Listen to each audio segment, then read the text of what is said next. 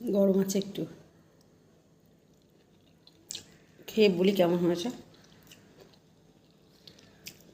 দারুণ হয়েছে খেতে।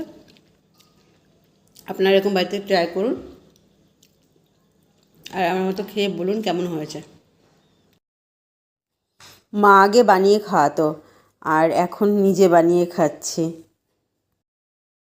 মাছ রান্না করার জন্য নিয়েছি মাছ, ভোলা মাছটা অর্ধেক করে নিয়েছি, আর নিয়েছি আমুদি মাছ, আলু ভাজার মতন আলু কেটে নিয়েছি, আর এখানে টমেটো কুচি, আর এটা হচ্ছে পেঁয়াজ কালি, আর পেঁয়াজ কুচি, আর এখানে রয়েছে আদা, জিরে আর কাঁচা লঙ্কা।